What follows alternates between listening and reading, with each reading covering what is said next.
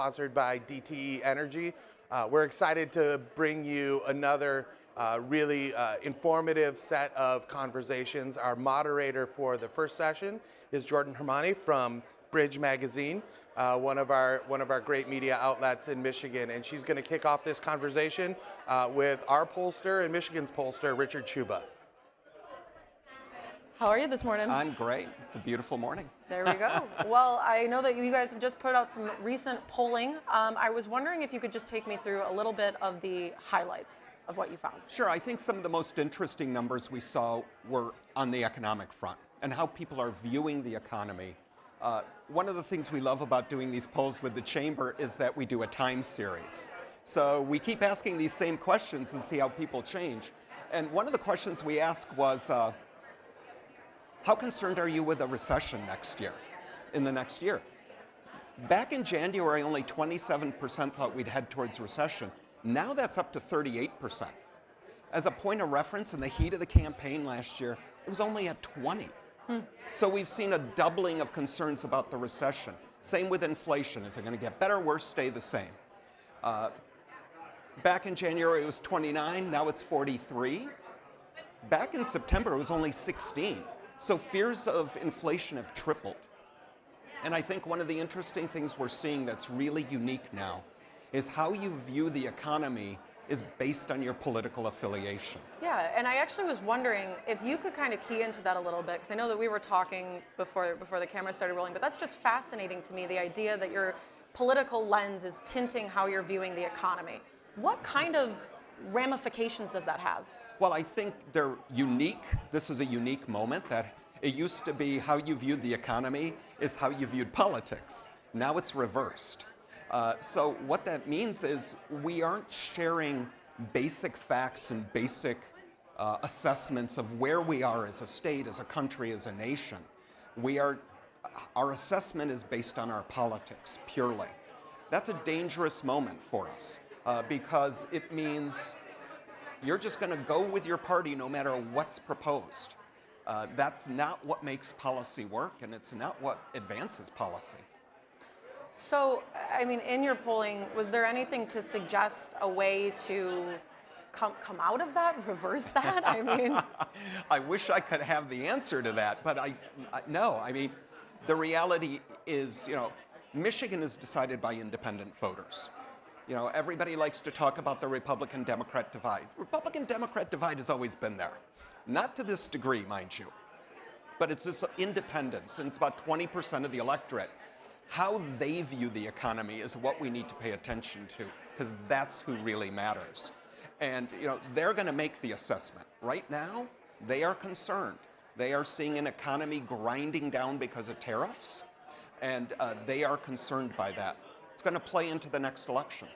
And I know your polling did touch a little bit on the topic of tariffs as well. I was wondering if you could walk us through that. Sure. We asked if you support or oppose the president's tariffs.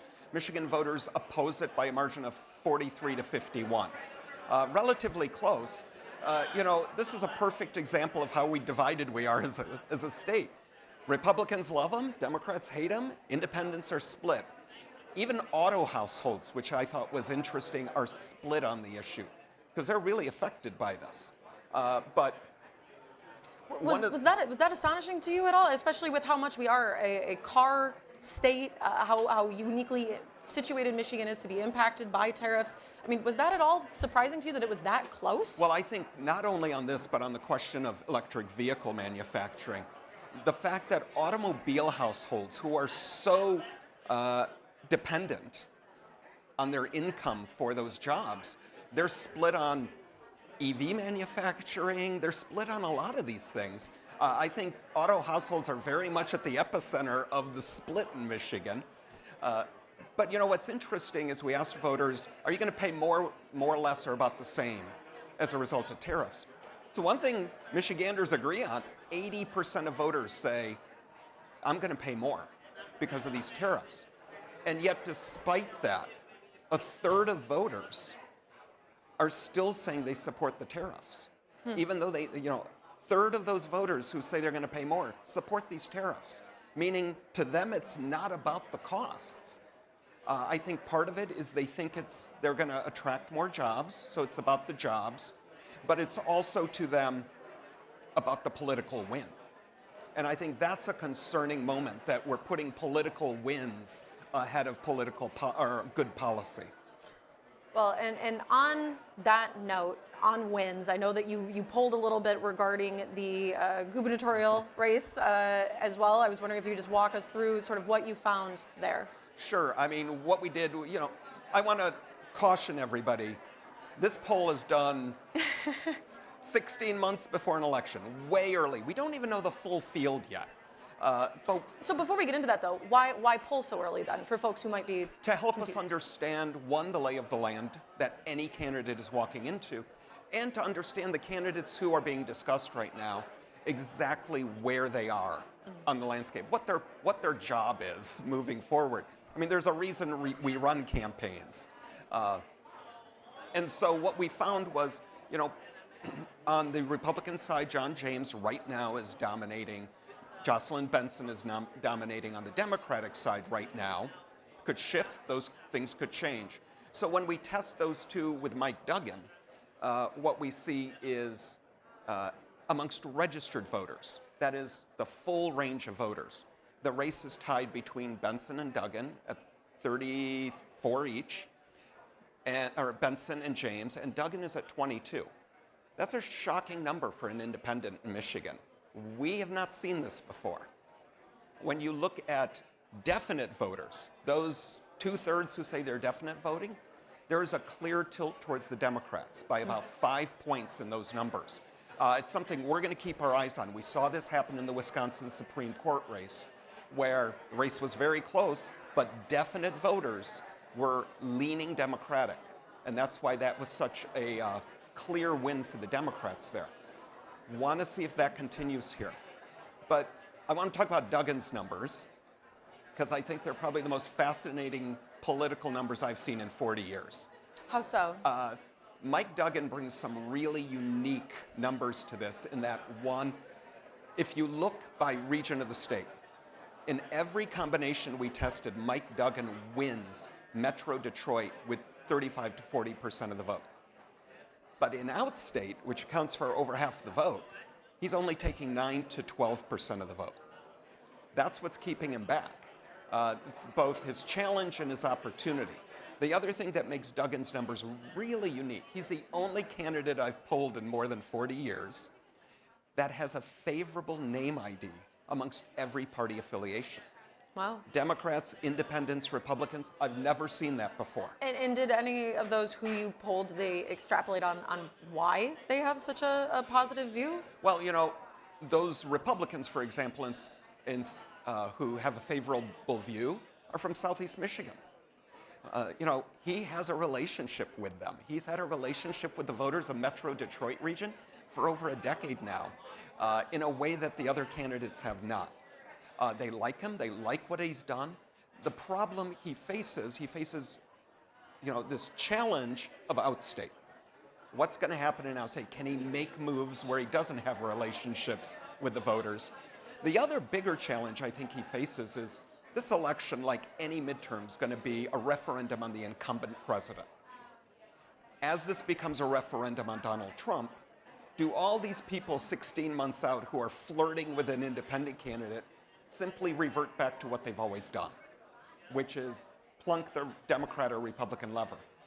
I don't know the answer to that. I don't think anybody does. But Mike Duggan has to figure out how to overcome that challenge to keep them interested in flirting with his candidacy rather than reverting to form. So who at this point does Duggan pose a bigger threat to, considering you were just talking about how much of a vote he could pull, or excuse me, how much name recognition that he has in the city of Detroit, which historically does trend very Democrat, these voters right now are leaning Democratic already. Is he drawing votes away from the Democratic? Like, who should be more concerned here? Well, I think the one thing our poll finally deals with is this question of who does he hurt? He hurts them both equally. And I think that's a surprise to a lot of people. He is drawing as many Republican voters as Democratic voters, and he's really drawing heavily from that center. About 20% are independents, but about another 12% of voters, I'd say 6 to 8 on each side, are what we call leaners. People who initially call themselves independents, but when you push them a little, they go to either party. He's doing really well in that with those center blocks. There's a lot of those people out and out state. Can he attract them without having this 10-year relationship? That's a key question for us. So your poll, again, covered a wide range of topics, and I was just curious if there was anything specifically that you found that shocked you. Outside of, I know that we talked about a little bit about tariffs and the name recognition, but if there was anything that you feel like wasn't being given enough attention when we did end up writing about it, we the media. I think one of the questions we ask about, we do this regularly, is on electric vehicle manufacturing. 2/3 of Michiganders believe Michigan would be hurt if China was allowed to lead on electric vehicle manufacturing. But then we ask the question, should Michigan aggressively pursue EV manufacturing? And it's only 58% say we should. And what I find interesting is, once again, we have a block of voters, 24% of those voters who essentially say letting China lead would be bad for Michigan, also say Michigan shouldn't compete. So they know the policy is bad for Michigan, and they still support that policy. Much like the tariffs, they know it's bad for Michigan, they know it's going to cost them, and they still support the policy, which tells us people are looking for political wins. There's a bloc looking for political wins more than they are looking for good policy. Well, and then I just want to, continue to key in on that, because that, to me, is arguably one of the more fascinating parts of your polling as well. I guess, how do you even draw anything then from polling if you're of the understanding that people know it's bad or people feel it's bad, but they still want to get that political win? I mean, what does this offer to people other than to show that people are inherently kind of contradictory creatures? Well, they are contradictory. I mean, we just have to admit that. But I go back to, I preach this till I'm blue in the face, and people get sick of hearing me say it. Michigan is decided by independents. There was a very interesting piece in the New York Times today with Senator Slotkin talking about what Democrats need to do to win nationally. And it occurred to me that we have two prominent Democrats in this state, Governor Whitmer and Senator Slotkin, who know what to do, and perhaps Democratic national candidates should focus on what they're doing, which is focus on the middle. Understand centrists and independents, speak their language, speak to their concerns. You're going to get your Democrats, Republicans are going to get their Republicans. The fight is over the middle. And that's what this polling is helpful for, I think. Help us understand what's important to the middle. And what would you say that is based off of your findings? It is the economy. I mean, Michigan is an economic state. We keep going back to that statement, it's the economy, stupid. Well, it is the economy. And, Michigan, we have to understand that the economy is not just about do we have enough jobs. The economy is, can you afford to live? Mm-hmm.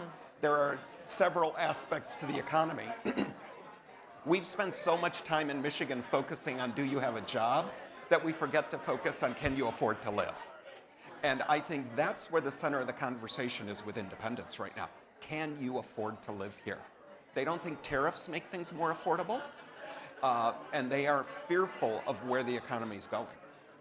And so just while we have a few seconds left, speaking on affordability, I know that you had polled a little bit on college affordability as well. I was wondering if just quickly you could take us through the highlights of that. Yeah, we've polled for the last 3 years now with the Chamber on how important they think college is to making a living wage. And voters think it's important, not hugely important, but it plays into it. But we asked, is it affordable? Is a 4-year degree affordable? And 76% think a 2-year degree is affordable. 75% think a certification, a trade certification is affordable. But only 17% think a 4-year degree is affordable. And in previous work we've done, one of the things we clearly saw was nobody really knows what the cost of a college education is. They wildly overestimate it. We've done focus groups with the Chamber with high school students. And there was one, and it's the moment that crystallizes in your head. Young woman, The only one in the group had done the research on how much it would cost. And she was convinced that it would cost her $400,000 a year to go to Michigan State University. Oh my. Right. They don't have a solid basis for how much it really does cost. I think this is one of the failings in the entire conversation is there's not clear information. How much does it cost? If you go to Wayne State, for example, most of their students graduate with no debt. And nobody knows that fact. And so there are options, there are lots of options that are affordable. That's the challenge here on the affordability question. Awesome. Well, I believe that wraps up our poll for this meeting. Jordan, Richard, thank you so much for that conversation. As I said yesterday, I always learn something when I hear Richard present, whether it's to us individually as an organization or to a larger crowd. As I mentioned yesterday, we have slots as part of this program for each caucus in the legislature. Yesterday we heard from the Senate Democrats and Senate Republicans. Now we're going to transition over to the House Republicans. We have State Representative Bill G. Schuette from Midland who's going to join us. And I know we have State Representative Brian Posthumus who got trapped coming up the hill but is walking in the room right now, and we're going to get him mic'd up. While we're waiting, I want to share a little bit of what's going to happen today, not just here on this stage, but throughout the conference. Highlight for many people is going to be a keynote address from Mayor Mike Duggan. We heard some conversation just now about Mayor Duggan and his candidacy for governor. So we anticipate we're going to hear a lot about his record and how the city of Detroit has recovered under his leadership. Last night, we had an amazing dinner down in the tent here at Grand Hotel, where we focused on sports and its ability to unite people across the partisan divide. So we had a wonderful moderated session with our friend Mike Tirico from NBC Sports, the voice of Sunday Night Football as well as Olympic coverage. And my personal favorite part of this conference was that the panel was led by Jared Goff. And in case you're wondering, yes, we did start the Jared Goff chant in the tent on multiple occasions. And he was gracious, he was thoughtful, he taught us how they call audibles, which I, even as a longtime Lions fan, didn't quite understand. I got a chance to talk to him and congratulate him on his upcoming fatherhood. His wife is expecting here very soon. And if you think the pressure of a Lions playoff game is a lot, wait until you see what fatherhood looks like, is the advice that I shared with him. Additionally, today we're going to have a lot of conversation about baseload energy and how we can provide that safely in Michigan. Will be coming up shortly. But now I'm done dancing because Representative Posthumus has been mic'd up. This is live from Mackinac, presented by DTE Energy. We're going to hear now from Representative Bill G. Schuette and Representative Brian Posthumus, the Majority Floor Leader in the Michigan House of Representatives. So take it away. Well, good morning, gentlemen. Thank you for joining us. Good morning, Jordan. Appreciate the opportunity. Yeah. I think maybe I'm hot now, so it might be good. Okay.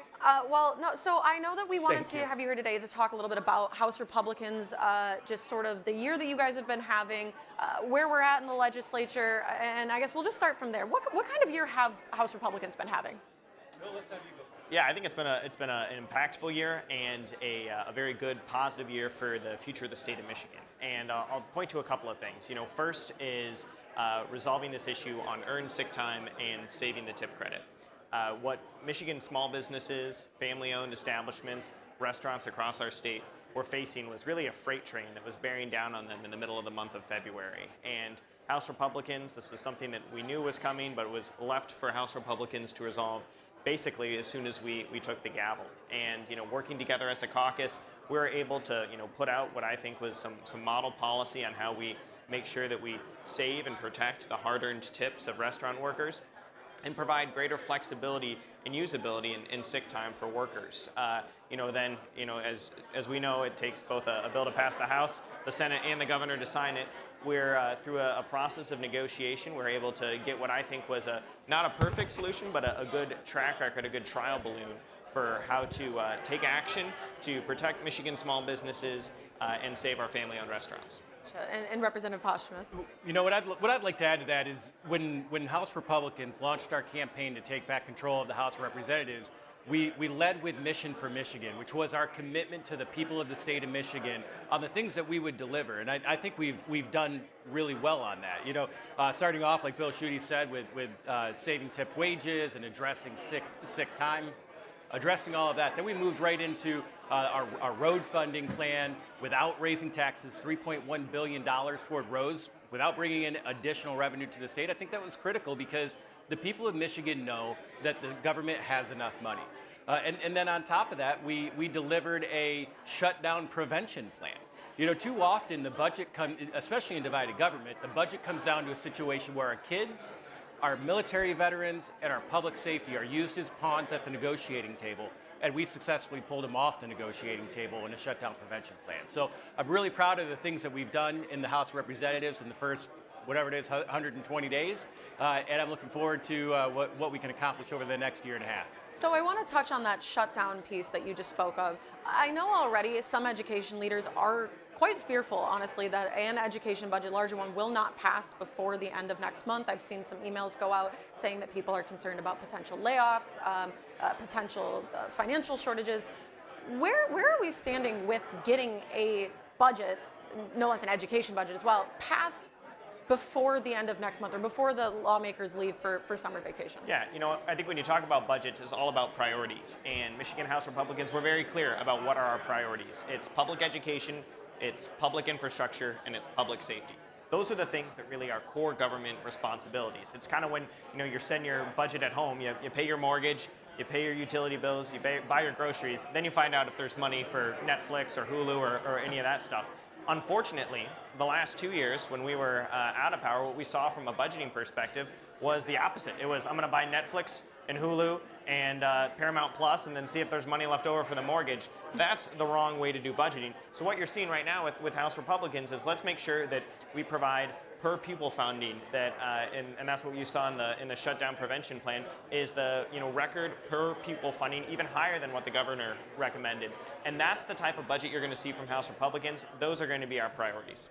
So with those being our priorities, look, on the island so far, I've been getting questions pretty much every meeting I've had. Are we going to have a budget by July 1st? What I would say to that is I honestly don't know. I hope so. That is genuinely my hope that we will have a full budget done by July 1st. One of the challenges with government, this is just the way government operates. It operates on cliffs. I mean, you saw that with every time there's a debt ceiling negotiation in Congress, it's just the way government operates. It's really frustrating. But what it looks like to me is House Republicans have a position that they're holding strong to. Senate Democrats have a position that they're holding strong to, and the governor has a position that she's holding strong to. And until there's a cliff, my assumption is those positions are going to be held onto. But so what kind of message does that send? The fact that our majority floor leader is saying, well, I hope that we pass the budget. I mean, you guys are in control of the House, right? So yep. You have the ability to put the budgets forward. I guess just kind of what. Yep, and that again, that's why our budget shutdown prevention plan was so critical to get out the door. I mean, look, the day that we took power, the way that we not the day that we took power, the day that we won the control of the House in November. We already had Democrats in the Senate talking about shutting the government down the day we won the election. And so that was why it was so absolutely critical we put forward this shutdown prevention plan. We already have funding passed out of the House of Representatives that funds education and increases the per pupil allotment for the first time in 3 years. I think 3 years. Certainly the first, yes. Either way, it's record funding for that.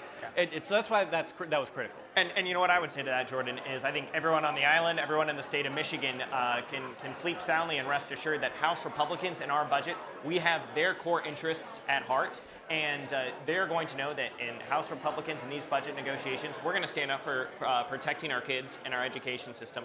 We're going to make sure that we actually fix our roads 7 years into the Whitmer administration. And, we're going to make sure that public safety and those women and men who do so much to keep us safe have the resources they need to do that. If you're somebody trying to get a pet project for your side hustle in the budget and pay off your, tax liens like we've seen in prior Democrat-passed budgets, I wouldn't sleep too soundly. But if you're somebody with those core interests in government, good government, we're going to be fighting for you in that budget process. One of the things that's really interesting about the budgets, a lot of people don't realize this. In Governor Snyder's last budget year, there was about $25 million in earmarks. Under our current governor, we average closer to $500 million in earmarks. That's a major problem, and that's one of the things that House Republicans is trying to address, prioritizing getting rid of the earmarks and pork barrel spending. So I know, and that's something I did want to touch on. I know Speaker Hall has really emphasized transparency as a tenet of his throughout his time. Just curious, though, if you were either able to comment on, and I wouldn't be doing my due diligence as a journalist if I didn't ask this question, but why now the reticence to bring up FOIA? So last term, I sponsored an expansion of the Freedom of Information Act and bringing that over to the executive branch and to the legislature. Here's what I'd say what you've seen under Speaker Hall is you've seen record accountability, record transparency on our earmarks process with our, with how we make sure that ahead of when the budget is passed, if you want an earmark, if you want money in our state's budget, that has to be published months before the budget is gone instead of, sort of this approach of, after the budget passes, we'll find out what's in it. You've seen record accountability. You've seen, and these are really tangible things that we can get done that we know are steps that will improve good governance. That's what we've seen, and we'll continue to have conversations going forward. What's interesting about your question is you're on a panel talking to two members that have a track record of supporting FOIA expansion. Exactly. Right? And Representative Schuette and I both support that, both like that.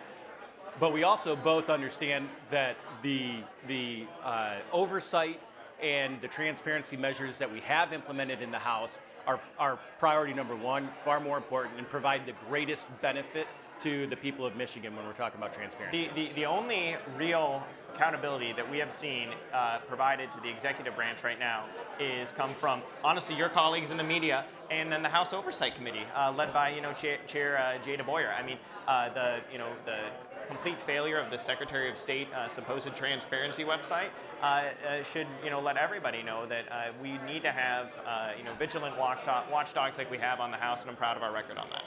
So in the few minutes that we have left, I was just wondering if both of you could touch on what, outside of roads, outside of the budget, we could expect to see coming down the pipe from House Republicans.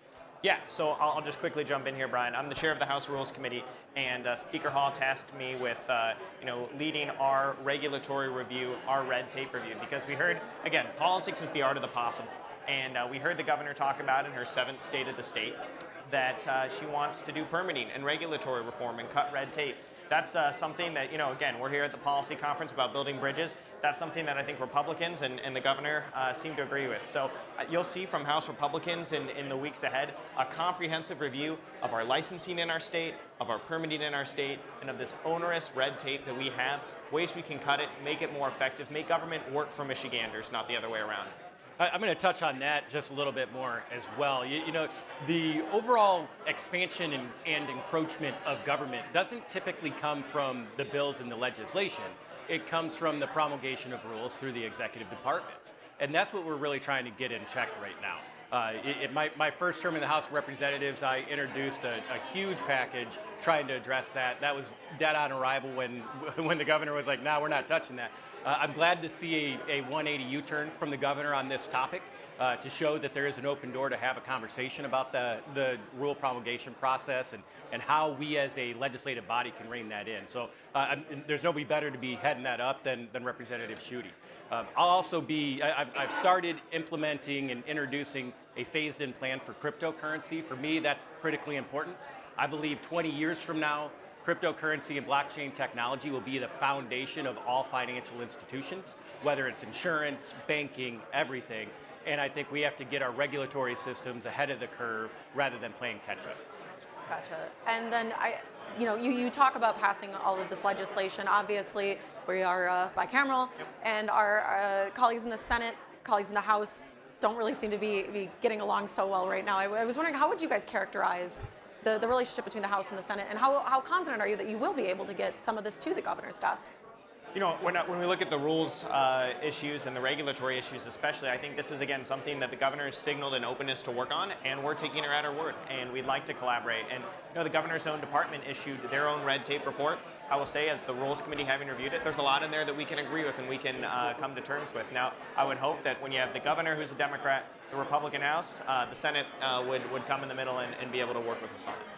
There's a TV show called The West Wing, and there's a famous scene in that show where there's a couple members of Congress sitting there, and then a member from the opposite party comes up and he says, "Oh, we can't talk to the enemy," and the guy says of the opposite party says, "Yeah, the enemy isn't the opposite party; it's the opposite chamber." I don't necessarily subscribe to that belief system, but it's just interesting how that dynamic can take shape. Right now we're trying. It seems to me like the House and the Senate are trying to feel each other out a little bit. Where are we willing to go? What are we willing to do? It's still early in the 2-year term.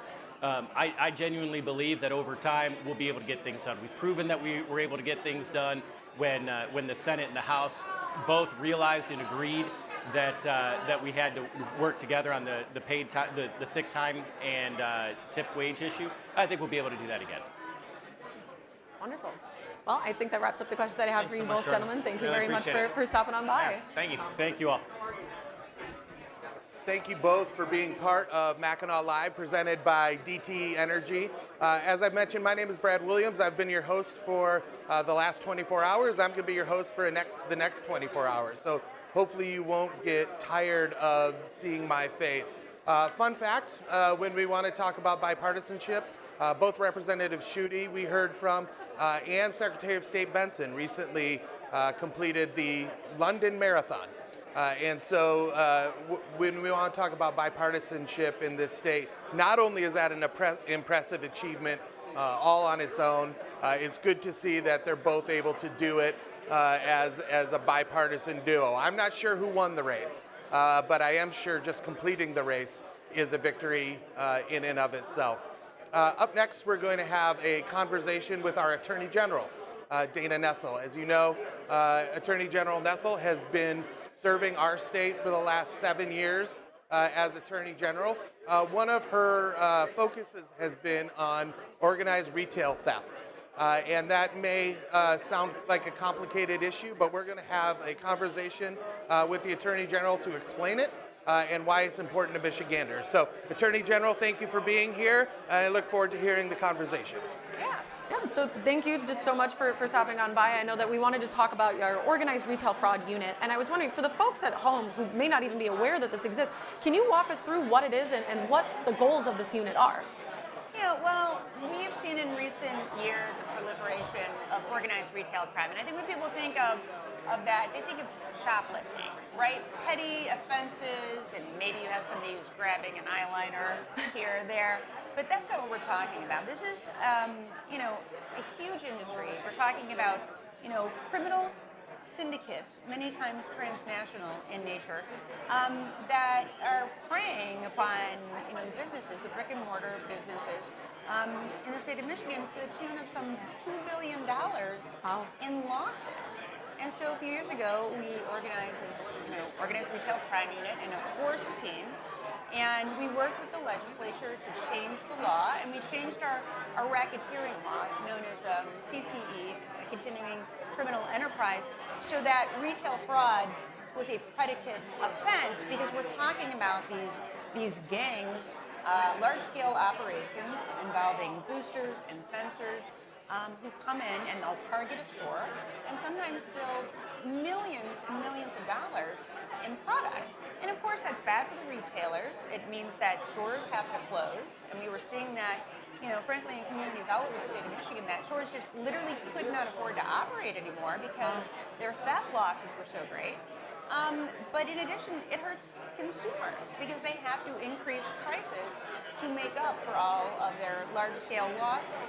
So what we did after the law was changed is, we worked with the legislature to fund this unit and put in initial appropriation of about $3.5 million with the expectation that eventually the unit would be self-funded based on our criminal asset forfeitures because we were recovering so much and wildly successful. In our first 2 years alone, 54 investigations we completed. We charged 71 defendants. Wow. And we are recouping a large amount of money and product on behalf of these businesses, but again, in a way that also benefits consumers. Now, this is a national model. Am I correct in that? That the other states look to us because of the successes that Force has had. Yeah, we're really proud of how we organize this. We call it the Force team. So it's the Department of Attorney General, where we have investigators, we have prosecutors, we have analysts, but they work directly in concert with Michigan State Police, with the FBI, with the Postal Service.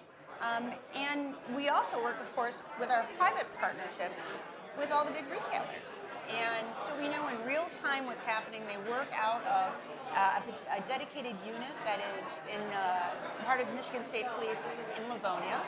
And they have everything on site. They can even watch in real time what's happening in stores all over the state of Michigan. Wow. So that they see the crime sometimes before it's even happening. Sometimes they're tracing people. They can see that some of these criminals are in the parking lots ready to go into a particular store so that they can be communicating with police on site that are in the area.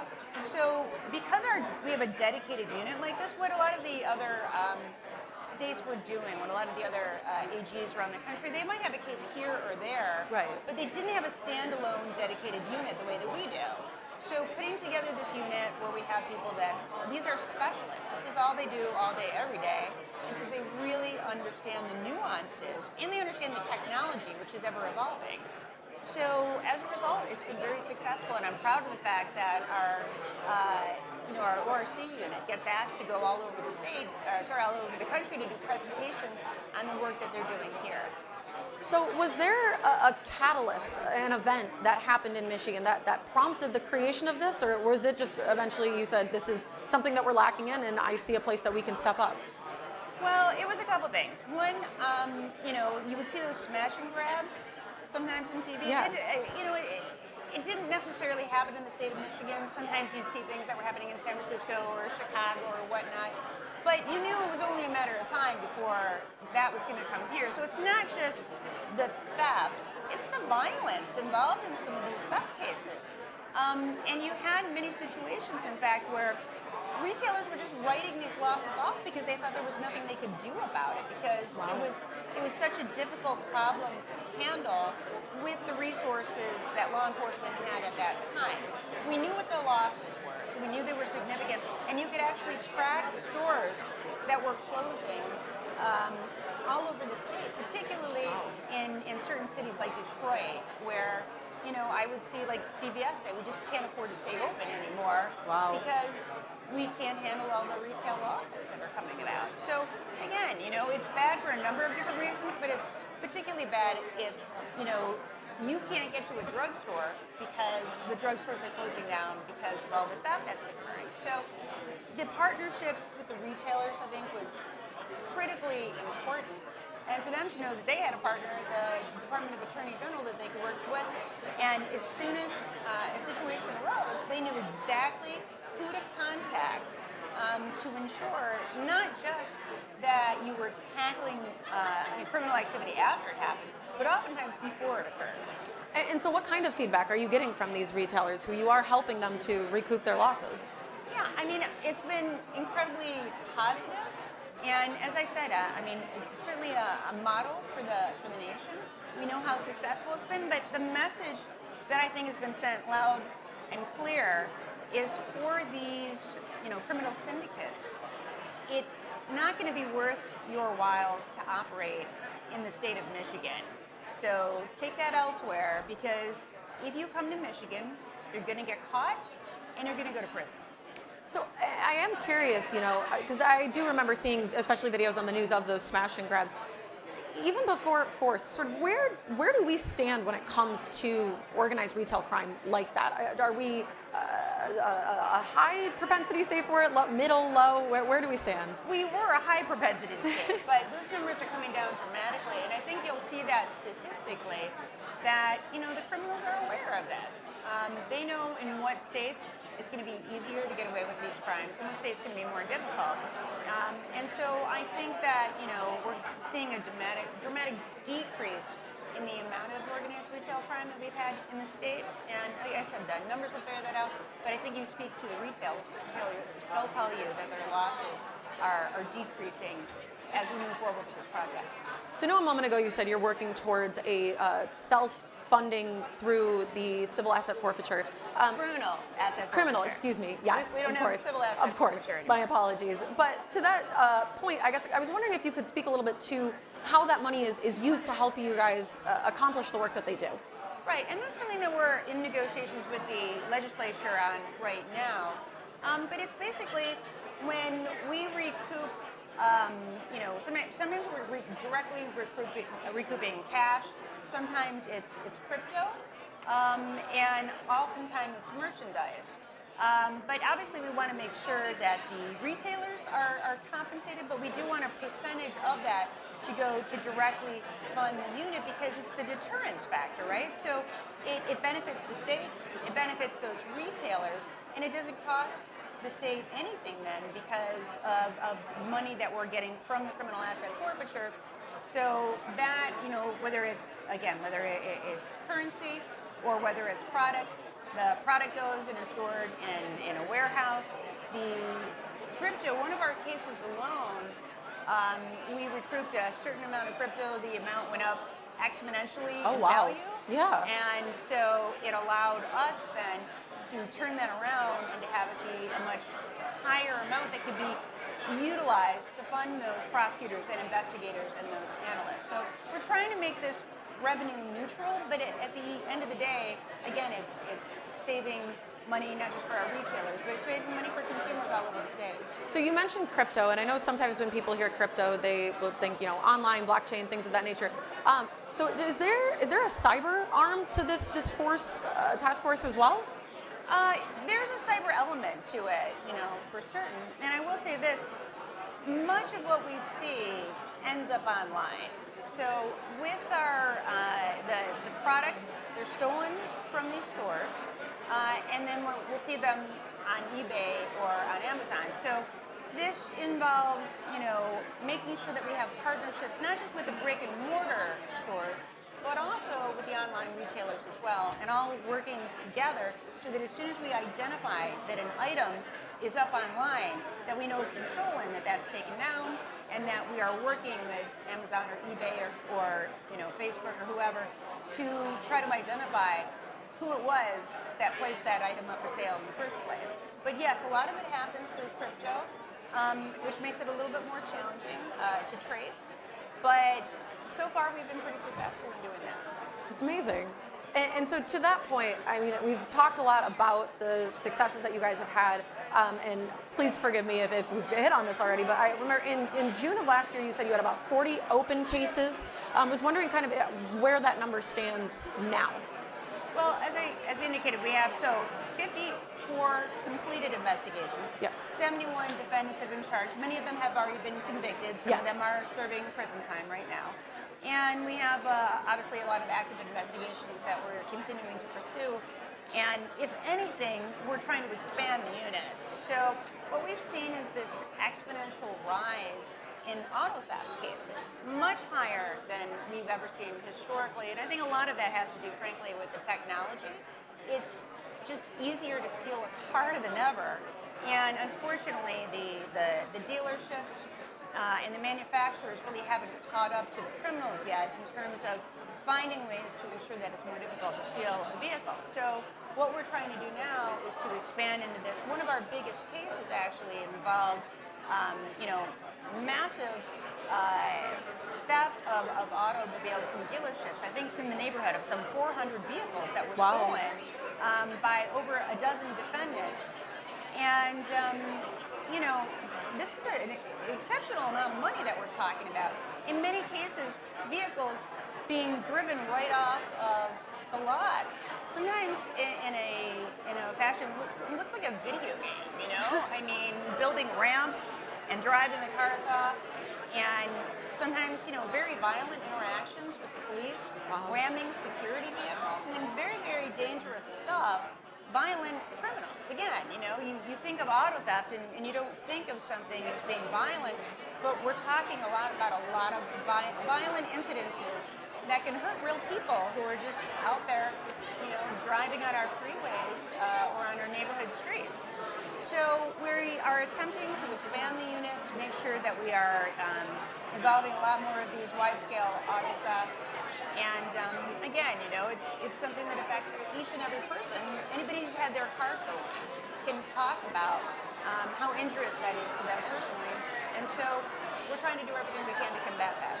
You kind of touched on it there with your last answer, but with the few minutes that we have left, what do you see as the future of force? And where maybe, you talked about the auto arm of it, but where else do you see areas of expansion or improvement?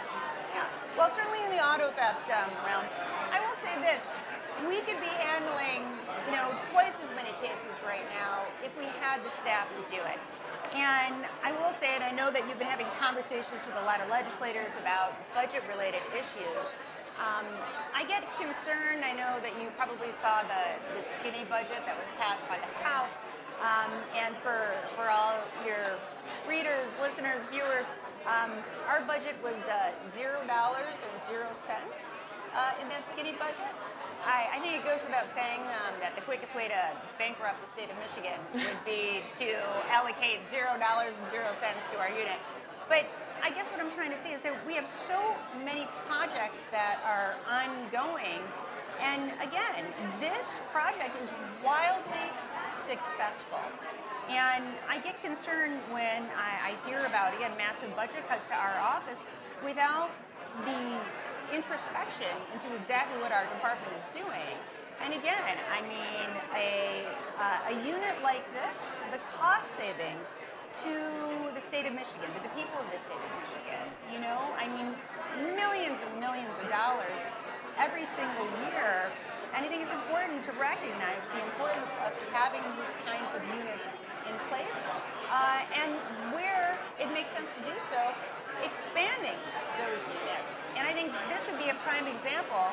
Our ORC unit, if anything, we need more people. So I get concerned when I hear about massive budget cuts potentially coming to our department, understanding that we are saving so much money to the state, saving so much money to the people of our state. Well, I believe that's time for us, but thank you very much, Attorney General. I really appreciate you sitting down and talking with us on this, and just thanks again for coming to the policy conference. Thanks for having me. Thank you, Attorney General. Thank you, Jordan. Thank you also to our sponsor, DTE Energy, who has graciously provided this programming live from Mackinac. I am certain if you're watching me on camera right now, you have found us on DetroitChamber.com. I also want to let you know, our viewers, that this conference, Michigan Center Stage, is open to everyone, whether you're here at Grand Hotel or whether you're watching at home. You can find all the main stage content either at DetroitChamber.com or Detroit PBS website, including the debate we're going to have for mayoral candidates tomorrow night. The first forum, the first debate of this mayoral campaign season. So we're all excited for that activity. We're going to move on to a new topic. Every business knows that energy costs and having access to baseload energy is critical, not only to our existing businesses, but our ability to attract new businesses. We have a conversation now with Senator Joe Bellino, who represents Monroe County, and State Representative Samantha Steckloff, who represents Oakland County, discussing baseload energy, new technologies that can help us deliver that safely to Michiganders and their employers. So Jordan, I look forward to this conversation as well. And thank you both for joining us here today. I know we're here to talk about, as was just mentioned, I know you're very passionate about nuclear energy and carbon capture, I believe was what you were saying earlier. Yep. For the folks at home who aren't maybe familiar with what's going on, especially in the legislature with respect to this topic, can you kind of just walk folks through where we're at? Well, we passed an historic energy bill last term, but in order to keep heavy industry here and to have them manufacture in a clean way, we've got to capture the carbon and sequester it somehow. If we don't do that, we're not going to have steel mills, big auto plants, people that make cement. And if we don't make cement, we're not going to fix anything or build anything. So, think what's at a very exciting time in nuclear energy is we're seeing this renaissance. The renaissance of technology. We have advanced nuclear technology starting to become on the grid, and we need to be an open state. And what makes Michigan so special is because we already have the infrastructure. We have the world-leading universities in this space, so let's keep our talent here. And what's incredible is we have now created a bipartisan nuclear caucus. And with legislation moving forward on a bipartisan level, it's one of the first states where you truly see everyone coming together to take advantage of what a wonderful opportunity, as you just said, that we need here in the state of Michigan. And we can lead economic development this way. If we're going to build some nuclear small reactors, and if we're going to expand carbon capture and do it like Indiana is, or Pennsylvania, other states ahead of us, this can be an economic development catalyst to bring people in and keep people here. So before I jump to that, because I definitely want to hit on that, I just want to go back to you talking about legislation working its way through. Just wondering if you could expand on that a little bit more for people who might not be following it as closely. Yeah, we have a very large nuclear energy package, specifically nuclear energy, that's making its way through the chambers. What I'm most excited about this package is we're investing in R&D. We're making sure that we're opening the state up for small modular reactors. So we're changing kind of how we almost describe what nuclear energy is. We're expanding it into this advanced technology. But the part I'm most excited about is we have 3 bills specifically centered on workforce development, making sure that students are getting the quality education that we need to sustain such incredible infrastructure as well as technology. And I just think it's really important to make sure that we're investing in our young people, that there's sustainability in jobs, that they're staying here in the state of Michigan. So offering credits through scholarships, making sure that universities are available for those research dollars. And that's what I'm most excited about.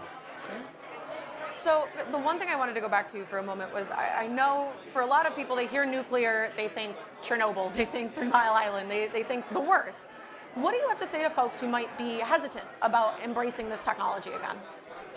Well, we have nuclear technology in submarines all over the world. America does. Safe as heck. Why can't we take that technology, make it a little bit bigger, and make 1,400 megawatts so that we don't have the possibility of rolling blackouts? Now, we passed this great energy bill, but the math does not add up 10 years from now. If we don't have a lot more renewables and a lot more battery storage, we're going to have rolling blackouts. So we need carbon capture for business. We need nuclear technology. We need clean gas to keep Michigan running. And so when you say carbon capture, I know that there are folks who definitely know what that means, but for the people who don't, like what are you speaking of? Like how does that work in terms of keeping this renewable energy? Okay, let's say I'm a cement plant. Yeah. I'm making cement for half the Midwest. Yep. I can capture all the carbon that comes out of the stack, reformulate it, send it back 2,000 feet in the ground where it came from. The coal came from the ground. Gold comes from the ground. All the gas, oil come from the ground. Let's put the carbon back in the ground where we got it, below the water table, way down there. Gotcha. And so in turn, that helps with? Helps keep the air clean. And that's wonderful. It helps grow jobs. Yep.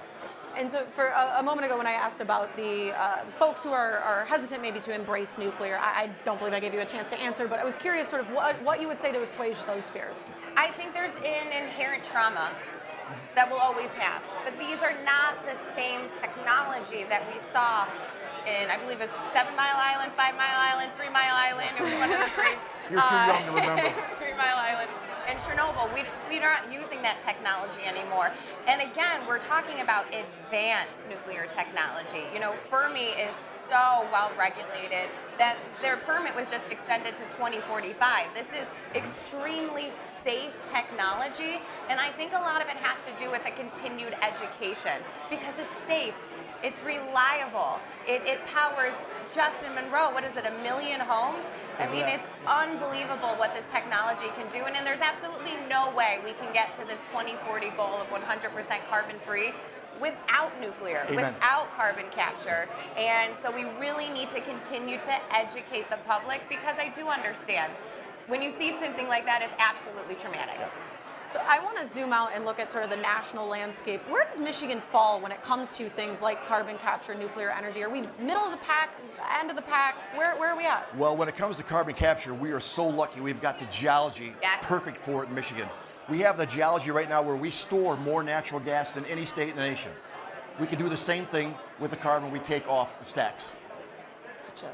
And so with respect to nuclear, where do we stand with that? Well, Michigan is now looking at a top 10 state. Amen. And if you were to really look at why Michigan is a top 10 state, well, of course we have the water, but we also already have the infrastructure with plants already here. I mean, Palisades is the first decommissioned nuclear power plant that we're bringing back. So there's a lot of that technology that's already in Michigan. But one of the most important parts that make Michigan such a leader for bringing nuclear energy back is I'm going to go back to the legislature. It's so rare to find bipartisanship in today's political climate, and we have that in Michigan. We really have that in Michigan. And when we first created that op-ed between Representative Graham Filler, who is a leader in this space, and myself, I remember getting a call from Congresswoman Haley Stevens within 10 minutes from it hitting, and it was already passed around Congress, and people saying, look at Michigan. Michigan actually is open for business. So we just need the legislation to make sure that that happens. Yeah. So if it sounds like there's so many benefits, we are set up to succeed with carbon capture, why hasn't this come to fruition yet? I suppose, what's the holdup? Well, let's start with the federal government, how they treat nuclear. You might as well put a big barrel in front of something when you say nuclear because people go crazy. And this is a whole new technology. So it's being experimented, it's being built around the country right now, around the world, I mean. And so we'll look at it, see what happens. Canada's got a couple prototypes going on, and we'll find the best one, and we'll build a couple here. In my district, in Monroe, we have the nuclear plant, the Fermi plant, but we can put a small SRM right next to it, use the same stack to cool down the water, save a lot of money, and build it right there. And by SRM, you mean? Small nuclear reactor. Yeah. There we go. SMR, yeah. And so I guess, in your opinion, why the hesitancy maybe to move forward in this in Michigan, at least, especially if we have a bipartisan caucus supporting it? Well, there's a lot of unknowns still. Small modular reactors are brand new, so we're still trying to figure out what the cost truly is. And we know it's expensive, but the benefits truly outweigh the cost. I mean, these are sustainable. If you build that, if you're spending billions of dollars to build infrastructure, you're not leaving.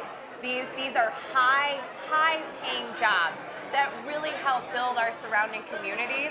And so we'll see where the technology is, but we don't want to be like other states who by accidentally kind of left off advanced nuclear technology in their bills, and it's no longer qualified in those states. So are we looking to other states as models of either what to, or may I say what not to do? A little bit of what not to do, but no other state has the legislation that we have. Once this legislation is signed into law by Governor Whitmer, we will be the #1 state. Amen. That's what we want. We want to be the #1 state for nuclear, the #1 state for clean gas, and the #1 state to build business. So it's phenomenal that we have goals there, but I guess how do you see us getting there? How do you see, what role does obviously the legislature plays a role. I know that we talked about the federal government playing a role. Because how do you see us getting to that end goal of being the #1 nuclear, the #1 carbon? We take one step at a time, starting with our legislation. We pass it to the House, comes to the Senate, we pass it to the Senate, the governor signs it, we move from there. Well, and so do you have, obviously it's been bit of a tumultuous time between the House and the Senate this term. Is it really? I have no idea what I you're have no idea what we're talking about. We get along fine. Yeah, we're great. Well, to that point, absolutely. But what kind of conversations are being had in between the two chambers about making this a priority? Well, we're talking Senate and House people, and both parties are talking about nuclear stuff. Yes. We might not be talking about other things in the budget and things like that, but nuclear, we're on the same path. We're walking the same path. So if we're going to build nuclear and we're going to bring jobs in, we better be together, talking together on this and pass things together, and that's what we're doing. And so that your leaders of either of your team, have they given you a commitment that this is a priority of theirs as well? Well, unfortunately, you're looking at 2 minority members up here. which is fair, no, but I mean, just insofar as what you've been here, I mean, is there a commitment from leadership? I mean, we've already gotten it through the chamber, through committee. It's got to come to the chamber. We'll see what happens. Right now, it's budget season, so typically a lot of the policy stuff gets held back a little bit, but we're going to continue to see where it goes. There's a lot of conversations going on between our House package members and our Senate members. And I think that's where Senator Bellino and I currently stand. So we're going to continue to push. We cannot miss this opportunity. This is a once in a generation opportunity that Michigan must take advantage of. And this is good for Michigan, good for business. I don't think Leader Brinks or Matt Hall will fight on this. I think they'll come together at the end and we'll do something good with it. So, 10 years down the line, we're talking about this same topic. What do you want the headlines to be for Michigan? Well, maybe we can reach our 100% carbon-free program 10 years earlier. We're going to see a lot of industry coming online. AI and data centers are coming. We want to be able to have that technology, and that technology really can't sustain itself without small modular reactors. So I would, those small modular reactors are still about 5 years away from truly coming online. So 10 years from now, I'm hoping that we will have some, or the development of some. A lot of the issues that we're trying to work through is regulations, is regulatory, because it can take years to get that. So with some of the legislation, specifically in carbon capture, we're trying to move those permitting processes with a much shorter time frame. And Trump has said he will try to cut some of the red tape because the Nuclear Regulatory Commission is known as a place where things die and nothing happens. So we're hoping that happens. So. Awesome. Well, thank you very much for joining us, Senator Bellino, Representative Steckloff, and just have a great. Thank you, Jordan. Appreciate it. Thank you. Well, first I want to start off by thanking Jordan for being such a great moderator this morning. We're about to transition to a new moderator, Russ McNamara, Senior News Editor at WDET, Detroit Public Radio. While we're waiting to get people back in position, I want to give you the Mackinac Island weather report. As you might be able to see out the window, it is currently sunny, beautiful, 51 degrees. Warm enough that as I walked up the hill today, I broke a sweat. Fingers crossed, we're going to continue to be rain-free over the course of the next couple days. I want to thank our sponsor, DTE Energy, who is providing this programming live from Mackinac. This has been a great series of conversations, and I expect it to continue to be so. We have coming up here shortly 2 conversations that are especially timely here in Michigan. I think every panel we've had thus far has talked about the need to fix our roads. And that is top of mind not only for businesses, but for every single Michigander. As we are exiting, hopefully, pothole season, we are still focused on fixing the roads. We have 2 competing plans right now that are on the table. The House Republicans passed a plan out of their chamber.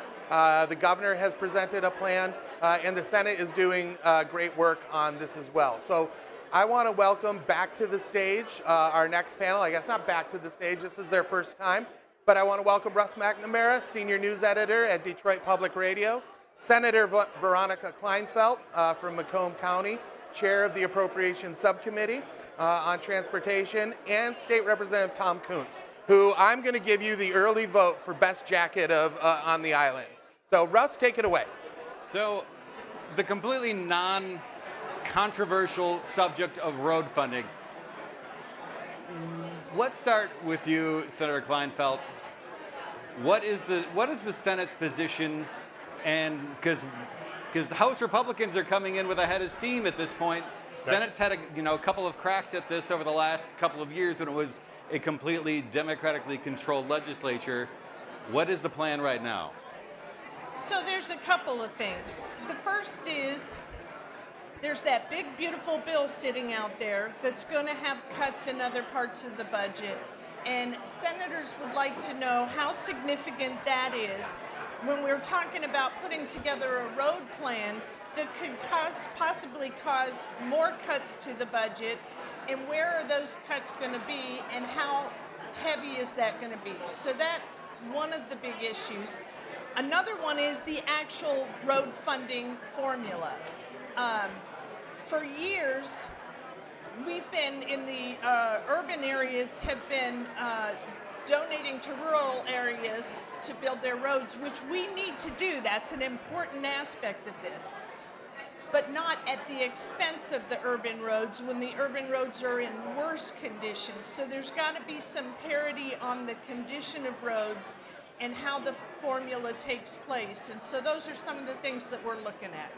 Now, the House Republican plan, what are we looking at? Is there an over-reliance on federal money when it comes to Michigan roads? No, ours is tax neutral and it's all state. We could pass the House plan today and not have an effect on the budget, right? The question is not where is the $3 billion going to come from. The question is where is the $25 billion that the state budget has increased, where has that gone? So when we took over, when the Democrats took over 2 years ago with a $9 billion surplus, where was the road plan? So the question is not can we come up with $3 billion? Yes, we've detailed how to do it. We've laid our plan out. This is not relying on federal money. We can do this today. Number two, we talked about PA 51. I agree with the Macomb County executor, Mark Hackle, who said, let's fund it first and then look at it. The most recent data I have is from September of 24. Macomb gets $11,500 per primary mile. Mackinac County, which we're in right now, beautiful Mackinac County, gets $950 a mile. So when we talk about parity, I think the northern counties would love parity. But we're talking about 12 to 13 times the account. You know, Macomb gets 12 to 13 times right now.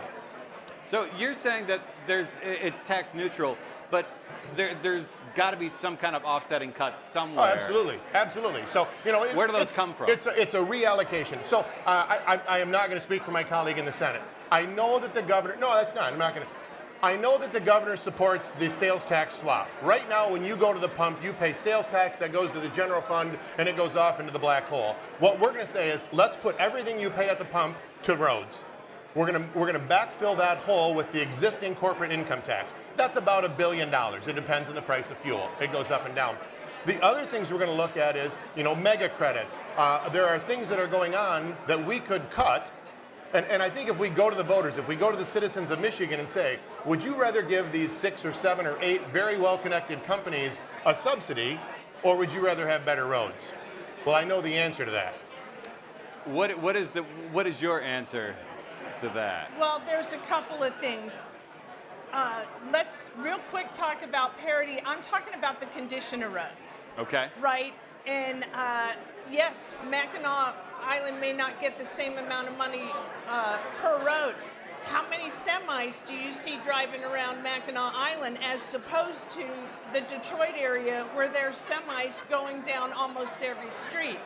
That matters. So the parity has to be in the condition of roads, not the dollar amount per mile of road. Also, when you speak to that, what do you mean by per mile? When a mile up here is probably 1 lane each direction and a mile down there is 3 or 4 lanes each direction, that's not parity. That's not counting mile per mile of actual road. So a couple of things. There's got to be a compromise. Every time you backfill something, you're taking from somewhere else. Let's be honest about that. There are going to have to be cuts to accomplish what they want to accomplish. I'm not opposed to discussing cuts, but there's got to be a compromise between the two sides of the building and the two parties.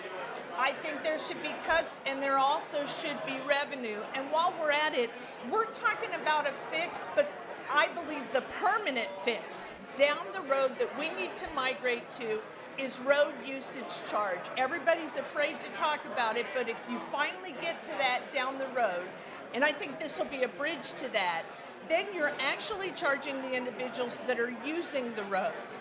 And you know exactly how much to charge them for it to be sustainable, and then you never have to go looking for pots of money again. So those are the types of things that I'm interested in. Tom, are Republicans open to a usage? I'd love to see fees? a plan. I'd love to see a plan to compare it to. I'd love to see that plan, and we haven't seen that yet. Road usage is really interesting. I love the idea of an odometer check. I think that'd be an interesting one to compare it to. I'm not convinced on the GPS yet. So, excuse me. My daughter goes to school in Fort Wayne. I don't want to pay for the Indiana miles. I don't know how to get to road usage without doing a GPS. And I'm not going to go back to my district and say, put this GPS in your car so the state can track your miles. I can't get there. I love the odometer. I think we can talk about it. And I think you're right, we're going to get there. And I say that knowing that I have a cell phone, satellite radio, and OnStar. I have 3 GPSs in my car now. So. Where are the biggest complaints when it comes to roads? Is it in more urban areas, or is it outstate? Because I know down where I live, 696 is being tore up, and I-75 has been tore up quite a bit. Mound Road in Macomb County has been tore up. But I'm from the UP, and I just traveled an awful lot in Luce and Mackinac counties. The county roads there are in very poor condition. Do you know why? Yeah. Because the bonding had to go to MDOT roads. When the governor bonded money, and I support we have to fix the roads, I'm not doing that, but it can only go to the MDOT roads. So that's why 696, that's why 75. Local roads have not gotten their funding, and that's what we're trying to do. In Mound Road, there was a significant federal investment specifically for that corridor, but he's right, most of what we're talking about is state roads. Where we agree is local roads is where any new funding needs to go. Right. It needs to go heavy to local roads in both areas. I think we're in staunch agreement on that, and I also think, from my perspective, I'm not opposed to the gas tax swap. It's just working out the details. Right. And every time we backfill something, taking a look at what we're taking away from when we backfill. So that's important. Right. And then remember, as we're going along in this, you have to get the votes from both sides, right? And so we have to navigate people that may want to try to throw other things into it. The one thing that does have to be part of this conversation is transit. I think there's no question about it. That has to be part of the conversation. And whether or not the new revenue actually runs through Act 51 or it runs through an entirely different formula. We do have a lot of common ground, and I do think that there is movement and there are a lot of conversations taking place. It doesn't mean that we're talking together at this moment, but there is movement taking place. Right, we're in the same church, we're in different pews. Yeah. I think there's a lot of commonality here. I'm optimistic. So, but I mean, it seems like finding that revenue stream is a bit of a conflict still at this point. Do you, I mean, like how much you've got the offset? I mean, are we talking raising taxes on the Democratic side? We're looking at several different options, but when you say raising taxes, specifically, what are you speaking to as well? I mean, there are a lot of different options that we could look at. Where we finally end up is going to be somewhere that they can agree on and we can agree on. I think from our side, we'd like to see some new revenue. They've given us a plan, but they haven't told us the cuts part of the plan. And so from my side of the aisle, they want to know where those cuts are going to take place before they put their stamp of approval on something, right? So everybody's kind of cautious, especially given what the federal government is doing and how deep is the state going to be cut in several different departments. That all ties into this, and our budget also ties into this. They're not separate from each other, right? So they should move along the same path, and the discussion should go together. What's your red line for cuts? Which departments, which areas do you want to see the fewest cuts? Well, first of all, I'm just one person. So that's going to be a decision made by the caucus, and certainly a little bit higher up than my grade level. Then let's change it. What are you lobbying for? What are you lobbying to keep the funding for? I'm an infrastructure person. I'm a big roads person, so I'm not particularly doing that lobbying. Okay. I'm trying to get to where we can have a package that I believe both sides can agree to. That's my focus. So I'm not lobbying against myself in this. If my job is to try to come up with some sort of road package, I'm not going to lobby against myself in the process. So. And Representative Kuntz, so where are the areas that you think are ripe for cuts? Our biggest one was corporate subsidies. We're looking at the MEDC, we're looking at the mega credits. Again, this is all revenue neutral. We can do the plan. I was really happy that the plan came out of the House with bipartisan support. And forgive me, it was an 8-bill package, but we're in the mid-60s. So we had 7, 8, 9 Democrats join us on that and to push it through. So the votes are certainly there for it. But we're the big corporate subsidies. Let's look at this. Do you want to send money to 7 or 8 well-connected companies, or do you want better roads? And it's not that simple, but I think that's one of the areas we can do. The budget is 1,600 pages. The money is there. We can do this without raising taxes. And I'm not opposed to having those conversations. Okay. I'm open to that. There may be a combination of things that we can get to an agreement on. Listen, if we come up with a package, it's going to be something that I'm not happy about and he's not happy about, because when you compromise, nobody's 100% happy. Right. So the best package, the best product we come up with is something where nobody is 100% satisfied. Right. Now, on the flip side of that, if you start all these projects, there are going to be unhappy people. That is the double-edged sword that is road funding in Michigan. Is like everybody wants it, nobody wants it in their backyard, but they want it to happen without being affected. What are you hearing from constituents? Are they willing to accept, like, all of a sudden a whole bunch of projects going up? So, and again, the roads have been bonded now. So we're looking at M roads, we're looking at the MDOT roads. Those are already being done. What we're trying to do, and I'm hearing this, we're trying to do the driveway to the freeway. Let's get some of our local roads, and that's where we're putting the bulk of the money. That's where we're trying to target this funding. Yes. So it's going to be, unfortunately, Mound Road is tore up, but you're going to have to go around it. There are things that we can work on. I think everybody sees there's no other way to do it. I have to tear the road up to fix it. I'm sorry that I got to this point. What's important is I think we need to get this done now. Not only do we agree on the number, we agree there's an issue, we agree on the number, we agree on the timing. The bonding funds expire in 2025. So we want to get this done so the road funding can continue into 26 and 27. I don't want to say a fiscal cliff, that seems dramatic. But I think we all agree. That's what I'm saying. There's a lot of commonality here. Is it best to move forward just assuming that there are going to be steep cuts from federal money? Because, I mean, it doesn't look like with the Department of Government Efficiency and congressional Republicans looking to pare things back dramatically, I mean, is it just best to move forward assuming that there won't be a lot of federal dollars there for some of the bigger roads? Well, depending on their pace, and they may force our hand on that, I still have to work with colleagues that are looking at budgets that are near and dear to them, Right. and would like to know what the federal government is doing. What is the outcome there? Because Right. all of this affects that. So, yes, but we also have to get to the votes, right? I mean, let's be honest, we have to get to the votes on both sides, and that's the balancing act. Representative Kuntz, Senator Kleinfeld, thanks a lot. Thanks for having Thank us you. today. Enjoy the island. Thank you. Thank you. Russ and Representative Senator, thank you very much for this conversation. We appreciate the frankness, and again, I appreciate the coat, Representative. It is truly stunning. We're seeing a lot of great coats, a lot of great suits up here, both from men and women. We're on the island, so we might as well dress like it. We just finished a conversation on the critical issue of road funding. We all use the roads to get to and from work, school, church, but that's not the only way we can travel. As a transit power user, I can tell you that is a critical way for Michiganders and Detroiters to be able to move about the region.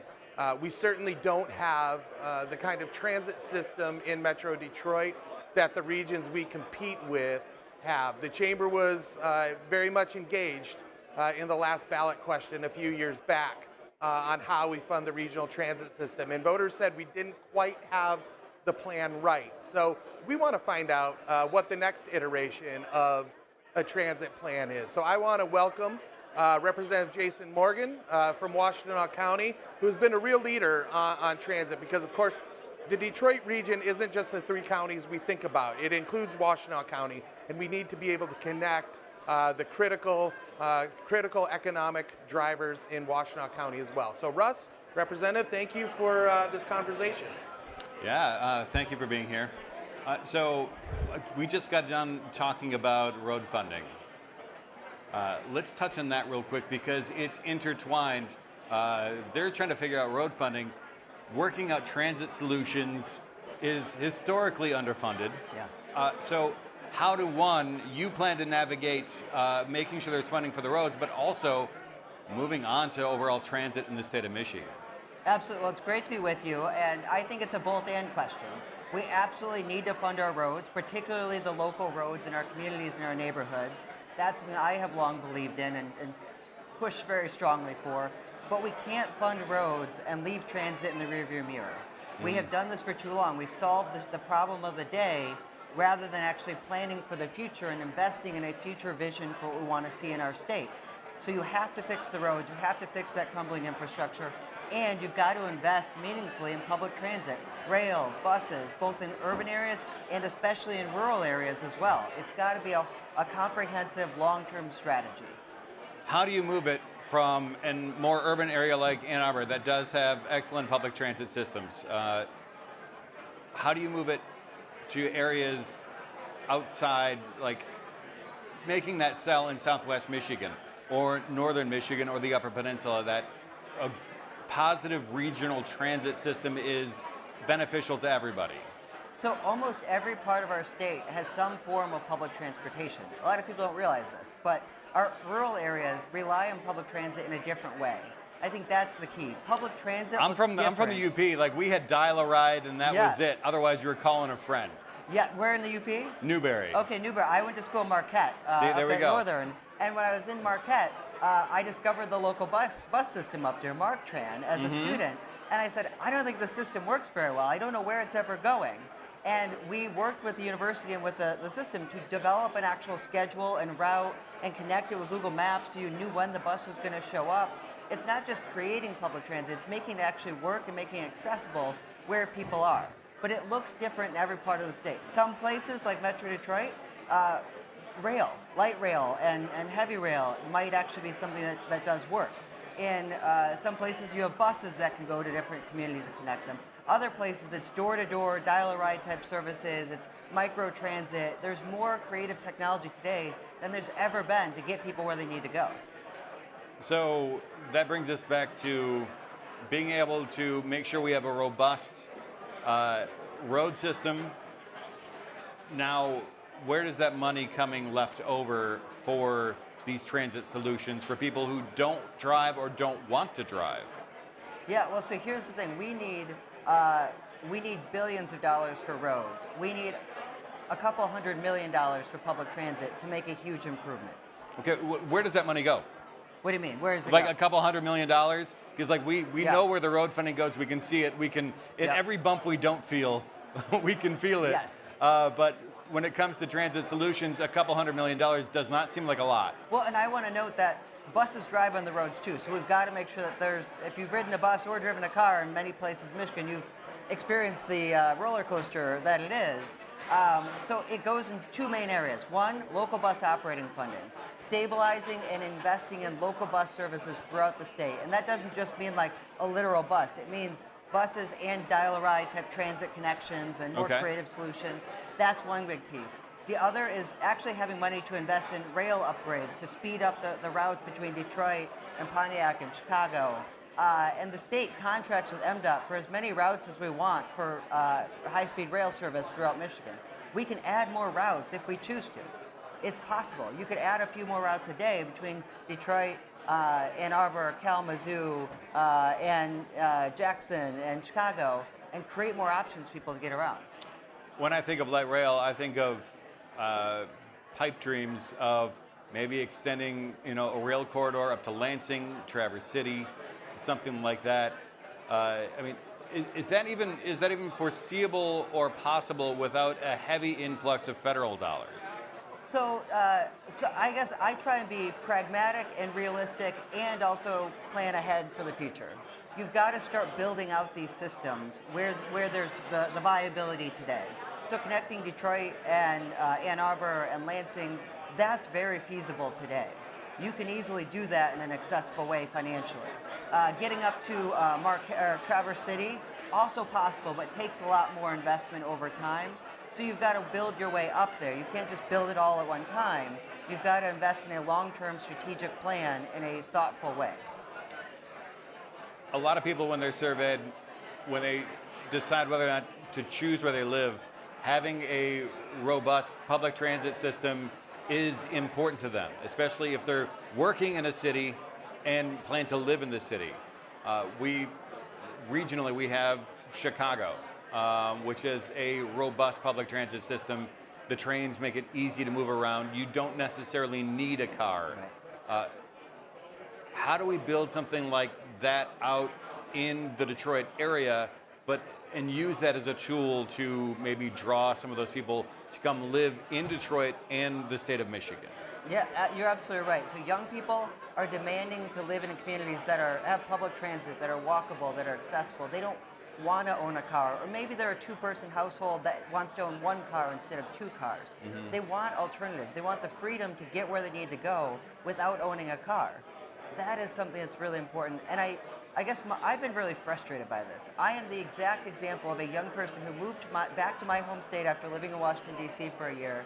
And I said, I want to live in Michigan. I want this to be my home because it always has been. But I want to live in a modern society. And every other modern place in the world has an option for people to get around without taking a car. We have to be able to do that. And I'm a little frustrated because I feel like the last 2 years, we had a Democratic trifecta, and we still couldn't fund public transit. And we had all of the stars aligned at one time. We had over 110 business leaders, environmental, labor, everyone supporting a robust plan to invest $2 billion into mass transit in Michigan as part of a comprehensive strategy with housing, economic development, and other things. And we still couldn't get that done. To me, it's simply a question of priorities. Do we actually believe in investing in a modern state? Because if we do, then let's actually do it. If we don't, let's keep talking about it and doing studies and never actually getting anything done. I come from a generation that has been saddled with debt from past generations, and everything is more expensive and less accessible. Housing, water infrastructure, roads, public transit. We have underinvested in all these things. Eventually somebody has to pay for them, and we have to fix it now, or it's just going to saddle my generation and future generations with further debt down the road. This is a loaded question, but I'll ask it anyway. What is the bigger roadblock? Is it penny pinching from conservatives, from Republicans, or is it just changing the mindset within the Democratic Party that these things are also important? Governor Gretchen Whitmer, 2 years ago, put a council together to figure out why people weren't coming to the state of Michigan. Transit was one of those big things, but like you mentioned, nothing got done with the legislature being completely democratically controlled the last 2 years. So do you I know you have to work on Republicans, but it sounds like you've got a lot of work to do convincing some fellow Democrats. Yes, we've got to convince everyone, quite frankly. The only way something like this gets done is in a bipartisan way. I think that's roads, public transit. I think we are at a pivotal moment now where we know what transit can look like. We know what the needs are on roads. We have people at the table that, various people that want different ideas of getting something done. We've got to do it together. And I think that's the key, is do roads and public transit together and get something big done. We can do it if we actually want to. It's just a question of getting over egos or whatever the hell it is that's stopping us from doing these things. Sorry. But we've got to just get it done. But I think it's a combination of doing it all together, making it happen, and investing in a real future for our state that people can believe in and want to move back to and stay in as they grow and develop.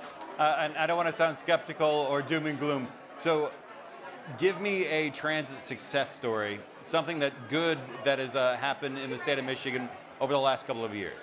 Yeah, I would say one big success story the last couple of years, Oakland County, developing regional transit. That is a massive success story where Oakland County expanded transit countywide and the voters approved it very strongly. That's a huge win that's going to have a positive impact for all of Oakland County and Metro Detroit area, along with Wayne County, along with the work we're doing in Washtenaw County. We've got great progress happening. Do you think it takes a county, because L. Brooks Patterson, the longtime Oakland County executive, he was fairly insular in keeping Detroit out of Oakland County. Do you think now under Dave Coulter, that is kind of that feeling has flipped, and that now once Oakland County is on board, they're a power. It's the powerhouse county in the state that all these other counties can reasonably say, all right, we're in for a regional transit plan. Absolutely. Oakland County is now a powerhouse in the state because of Dave Coulter and Dave Woodward and the work that they've been doing. I am very proud to represent parts of Washtenaw, Wayne, and Oakland counties. And so I take it very seriously, the ability to all work together collaboratively. And that's always been the case with Wayne, Washtenaw, and Oakland, and Macomb's always been part of that conversation. We all want to work together, we all want to talk to each other, and that's the only way we're going to get long-term, really big things done. Yeah, how much of this is just working with local officials, local government officials? Because I know people on the local level, there's often council members that like, yeah, we would love this, but we can't raise our own money and Right. plan without having a few of these communities on board. Yeah, you can't connect communities or ask them to just raise property taxes enough to fund something meaningful with public transit or even our roads to the level they need to be maintained. But that's the thing, I think that's the state has to play that role. I put forward a $300 million a year plan called the Michigan Mobility Investment Act. I introduced it a few weeks ago, and I'm hoping to have a hearing on it that would invest about $300 million a year into mass transit. Because you can't do transit with one city here and one city here, or even one county and one county. It's got to be a statewide approach, a statewide vision, and it's got to be real and bold. And so give me a couple more details of that plan. What specifically do you want, or like, is in that plan? Yeah. So right now we have something called all-related sales tax. It's the money you pay for things, sales tax related to cars. That revenue, we are only using about 7% of it right now for transit. The Constitution says we can use up to 25. I want to use that full 25% of transportation dollars for transportation. Very straightforward concept, very much aligned with the idea of the roads plan. Let's use the transportation dollars for transportation and invest in transit and fix our local roads. How much Democrat buy-in do you have? How much Republican buy-in do you have? We will see. Nobody's saying too much yet, but I think that one of the challenges we've seen in the past is somebody has to put forward a vision and a plan and an idea. So that's what I'm doing for transit. I'm putting forward a bold plan that will bring us into the 21st century as the state of Michigan, and I'm hopeful folks will get on board and support it on both sides of the aisle. And even if $300 million isn't what they want to support, I'd take $150. That'd be great. But we've got to start somewhere and get something done. So it doesn't necessarily require billions of dollars Nope. to get to the point where everybody could kind of see a boost. Right. It's a couple $100 million, and you can make massive progress with public transit in our state. And because I know for me in my head, I'm always thinking light rail, and so I'm thinking billions of dollars. Is that maybe part of like selling it not to just fellow legislators, but to the people? It'd be like, it doesn't really take that much of a buy-in when you consider how much just a couple $100 million is in the overall state budget. We spent $600 million in earmarks last term. I think we could have found $200 million for public transit. You don't have any earmarks in the upcoming budget? We all put them in. We'll see what gets funded. I would prefer none of them get funded, and we invest in comprehensive strategies. But it is what it is. Gotcha. Well, I think that's about all the time we have. Any final thoughts on your last final pitch for transit in Michigan? Yes, I think this is generational. We need to tell future generations that we actually believe in a future for our state that is modern and bold, and that there's a real vision. So the only way we do that is by investing in transit, in housing and roads and our basic infrastructure, and getting something done and proving that we can actually make things happen here in Michigan. Excellent. All right. Well, thank you so much Thank you for your time today. Appreciate it. Absolutely. Representative Russ, thank you for that great conversation. We're going to continue to focus on infrastructure here. This is live from Mackinac, sponsored by DTE Energy. We don't necessarily think of housing as a piece of infrastructure like we do roads, but we know it's a critical issue across the state, which is why we have two guests who aren't from Metro Detroit as part of this panel. We have Representative Christian Grant, who represents Grand Rapids, as well as Representative Nancy Jenkins Arno, who represents Lenawee County. Her hometown is Rollin Township. This is an issue that spreads across the state. It is important that we get it solved. Housing costs, as we know, are rising, whether it is to purchase a home or rent a home. And you couple that with higher interest rates than we have seen in decades, it means that regular people are having a difficult time buying a home. So with that, Russ, I'm going to kick it back to you with the representatives, and let's have a great conversation about housing. All right. Hello, and thanks for being here today. Hello. Housing, everybody wants to talk about it. Are things getting done to help the housing crisis in Michigan right now? Representative, we'll start with you, because you're on the west side of the state. Grand Rapids is an awful lot like the rest of the state when it comes to like people just can't afford rental properties and God forbid buy a house at the moment. Absolutely. And, I'll preface it with saying that we are seeing a housing crisis across the country. It's not unique to Michigan, but it is something that we have to address immediately. And so there is a lot of work happening on the policy side is where I've really been engaged. And for the past 2 years, I've been working on policy that addresses what are the key issues that are raising the cost of housing, as well as slowing down the production of housing. And so, that includes things like zoning reform. It includes things like looking at building codes, looking at workforce development, and then also, of course, looking at how we are funding housing and investing in housing across the state. Outstate, how are we looking at is the crunch similar in more urban areas like Grand Rapids and Detroit? Because friends of mine up north say they have a hard time like finding properties to buy or rent because of Airbnb and other properties like that. So how are we looking in the more rural areas of the state, would you say? And that's where I'm from. I'm from Lenawee County, so that is a rural area. And, housing is an issue there as well. And so, but I think it's real important that when we're looking at the housing issue that we allow the areas of the state to craft that in a way that is good for their area. Something that might be good for Grand Rapids doesn't necessarily mean it's good for Hadrian. And so we need to allow the market basically to dictate what kind of housing we need in each area. What are some areas where the legislature can dictate and kind of open things up for people? Well, I'm the LEO chair, the chair of the LEO budget, and so we are looking at housing. We've actually had a couple committee meetings on housing. Brought Amy Hovey in to talk about some of the issues, and we are taking a deep dive into the boilerplate to see, what's going on there, and see. A couple of the things that I like to look at on the budget is return on investment, and also how to make Michigan the most productive state in the nation. And so, we can do that with housing. We can, as companies are looking for a place to locate, they have to find places that have good housing opportunities for their employees. And so, even in small towns in my area that are looking to bring companies in, they say, well, we have a problem with housing here, so we need to address that. Companies that are there, people are commuting back and forth maybe an hour or more to get to work because the housing just isn't there. So we need to find a solution for that. Right. So this seems like a rare act of bipartisanship at the moment. Where is the common ground? And everybody's working towards the same thing. Are we looking at very similar ways to get this done?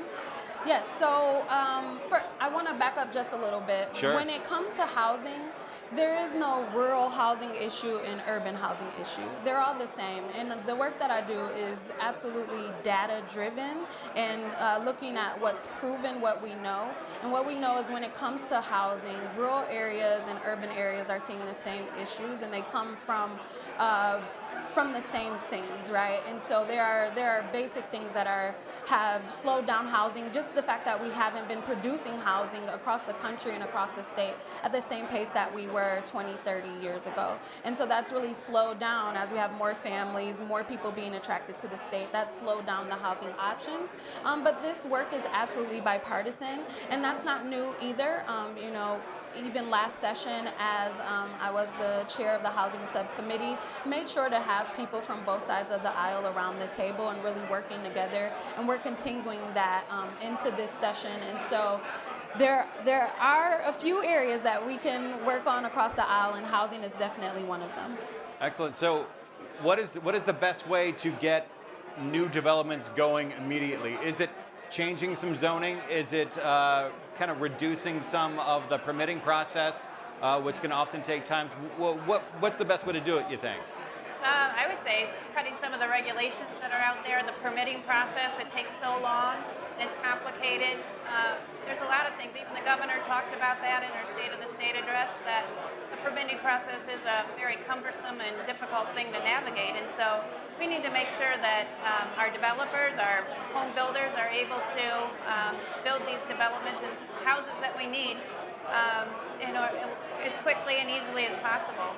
But I do think, and just a little bit of disagreement there, I do think that we need to allow each area, like the urban areas and the rural areas, to determine what is the best for their area. Because I know in Lenawee County there was a development that was planned. It was a planned development, and sounded great back probably 20 years ago. And it's still basically the same as what it was back then. It hasn't developed really at all because people didn't really want that. There was somebody in the ivory towers up in Lansing said this is a great idea, but when you got down to the actual people in the community, they said that's not really something that we want. So we have to be careful and make sure that what we're doing is what the people want. Oh yeah, absolutely. I don't think I said that Lansing should dictate everything about housing. What I'm saying is that there are things that we can do in Lansing that is data-driven, that helps locals do their work more efficiently. So absolutely not taking away locals' opportunities to be engaged at all. Yeah. Republicans and some Democrats have kind of shied away from big business investment and like maybe some tax credits in that regard. Does that affect housing as well? Because some people might be hesitant to come up with a 25-unit apartment building because it will take several years for them to actually turn a profit after building it out. So I mean, is kind of spurring investment through tax breaks at interest at all to the legislature? I think on both sides of the aisle there's hesitation.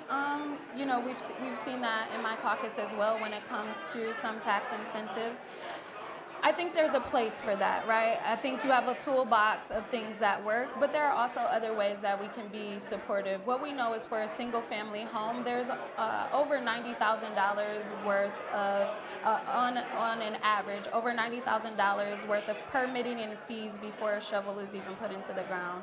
And so those costs are passed on to the elderly family that's moving there to downsize or the young family that's moving there to grow a family. So there are other ways that we can find ways to cut those costs on the front end to help families be able to afford a place to live. Yeah, is it better to subsidize or support single-family homes or larger apartment complexes or townhome complexes?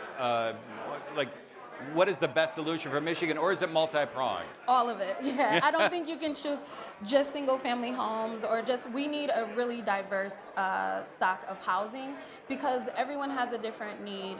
And we talk about this a lot where I say there's a cycle of housing. People need an on-ramp, whether it's that first apartment they can rent, they meet someone, they get married, they need that first time home. And then once your kids move out and move on, you need to be able to be on a fixed income and be retired. Right now, we're missing things on all of those steps, right? Kids can't afford the apartment. They're living in their parents' basement until they're 30. When do you get married? If a first-time home is $500,000 or $600,000, right? Where's their on-ramp? And then we have seniors who are living in really great homes for families, but they can't afford to move out and downsize. So we need all types of housing stock right now. Yeah. And I would say that home ownership is such an important part of a stable society and economy as well. And so I think if we can work our way towards more home ownership, actually, and rather than rental, of course, we need that from time, as well, kind of transitioning towards the home ownership. But we need to find ways to make home ownership affordable for so many people. So I think that will help stabilize a lot of things in our economy. Does that include bringing some of the housing stock back and limiting the amount of Airbnbs in certain areas because there are a lot of Airbnbs available in the city of Detroit right now. If people are making that trip up north, a lot of them are booking like in and around Traverse City, and now people can't find houses because they're all rental properties. Is the legislature looking at some sort of regulation for some of those? Go ahead. Yeah, that's been a long standing conversation. The thing that you find is when we're looking at short-term rental policy, it touches so much other policy. And so for me, the most important thing is to get more shovels in the ground immediately. And also, we can't leave the short-term rental conversation out. But it's late in the game for that conversation. So many things have happened. So like in Grand Rapids, there were really strict requirements around short-term rentals from the beginning. And a lot of people were upset, but our crisis would be such deeper if that hadn't have happened. But the thing is, when you have a shortage of supply, the demand for any type of use is just really extreme. We need to have more units of all different types, more ownership opportunities and things like that available. And then you'll find some relief in that short-term rental game. But the legislature, there are many conversations, many different types of policy being floated, and I don't think that any one version has gotten a majority of support at this point. So, I know this has been an issue in the past. I am new back into the legislature, so I know that was an issue that was being discussed prior. So I think, though, that we need to let the market decide a lot of what's going on with housing, and let that dictate what people need and what the areas need. Gotcha. Well, we're in our final minute. Quickly, give me a timeline of when are we going to see legislation move this year? Things have been moving very slow in the legislature so far this year. Can we expect some sort of movement in the near term? Yeah, definitely. I'm talking like, before summer break might be a bit much, but like sometime this year. In the next few weeks. Yeah, absolutely. This work has been ongoing, and really excited to have some bipartisan policy moving in the next few weeks and being introduced. There are several different prongs that need to happen, and we have people working on several different areas, but it really is a joint effort to get some things done. If I don't see something within the next few weeks, I'm making that call. Me too. Ladies, thank you so much for your for time. I having us. appreciate it. It's great. Yeah, Thank you. Thank you so much. Thank you. Well, thank you to both our representatives for this great conversation. We know housing is top of mind for Michiganders. As I mentioned before, we are bringing up members of all 4 legislative caucuses to have a few minutes to discuss their priorities. Coming up here in just a moment, we have House Democratic leader Ranji Puri, just brand new to this job in January, as well as Representative Stephanie Young from Detroit. House Democrats made the transition from being in the majority last year to the minority this year, and so their needs to pass legislation have changed, and they have to be incredibly bipartisan. And my view is they're doing the best job they can with that. They are incredibly active in Lansing, standing up for their priorities and making sure that the voices of their constituents are heard. So with that, Russ, I'm going to hand it back to you, Leader Puri and Representative Young. Hello, everybody. So we get to talk about the state of the Democratic Party. Is that what's going on here?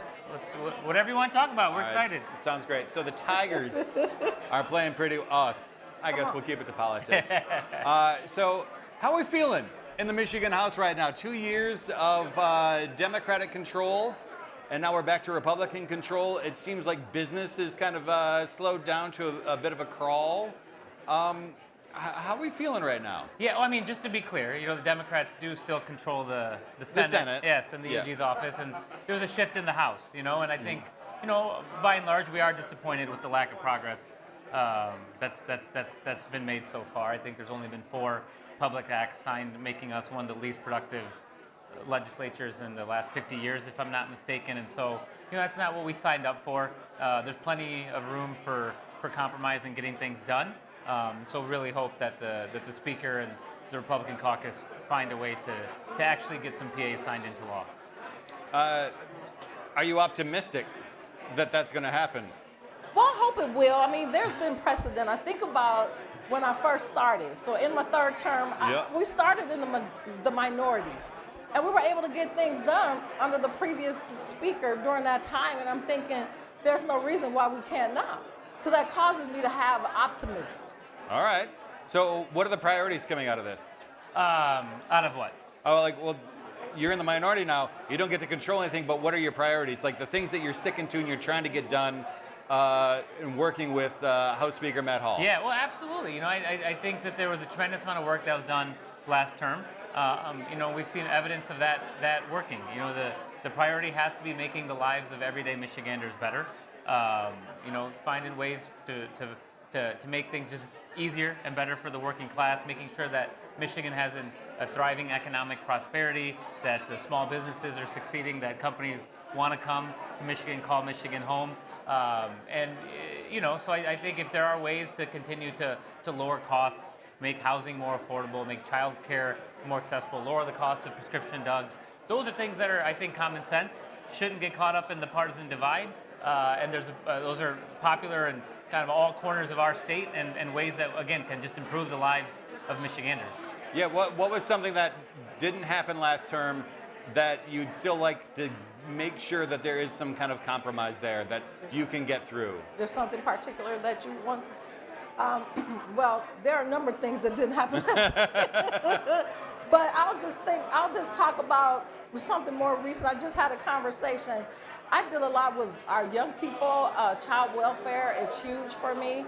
And there was a package of bills as it relates to tobacco-free kids. And wanting to be certain that our young people understand the dangers of nicotine. And then fighting, I'm like, where did that come from? And then fighting to make certain that we have those types of resources so that folks know that they're prepared, young people can make smart decisions for a healthier life. And when we look at potential cuts to things like Medicaid, and we're talking about child welfare, and we understand that so many of our young people have their health insurance by way of Medicaid, it makes me really, really concerned. And so I'm hoping that we can work with our speaker to see the need, because I tell people these aren't partisan. This is not partisan. Children don't have any idea what a Republican is or a Democrat. They just know that now when I go to school, I have breakfast when I didn't used to. Now, when I go to school, I have lunch when I didn't used to. And these are things that we were able to get done in the last term when we got to protect right now. Yeah, you know, I think for us, it's, you know, I never thought we'd be in a world where things like feeding our kids at school would be publicized as a partisan issue. And the reality is you know, last term is last term, and the politics and the environment do change and evolve. Mm-hmm. And there's a lot of economic uncertainty that's coming out of the federal policies. You know, the way the trade war and tariffs go is going to impact Michigan disproportionately than other states. Mm-hmm. You know, we are a state that prides ourselves with a heavy trade border. We have a thriving automotive industry. We have an agriculture sector here that's dependent on international trade. And so when you see those policies come about, those things like tariffs, for example, they might make sense in places like Oklahoma and Alabama maybe, but in Michigan, given our proximity to an international trade partner, a strong trade allyship with the country of Mexico, those things are going to impact us. And so as Chair Young was mentioning, if there is going to be economic uncertainty originating out of the policies from DC, we need to be fighting back against that in Lansing to making sure that our state is not disproportionately affected, that so many of our funds, 42% of our state budget comes from federal monies. And so if that money is not flowing into our state, what can we do to shore up those gaps and those voids? You know, the reality is that we can't solve all of it. That money just doesn't exist at the state level to do all of that and to make up for all of that. But what can we do to protect, again, just our most vulnerable communities around the state, to making sure that we're actually making their lives better and easier, and again, not tougher and in this kind of manufactured crisis.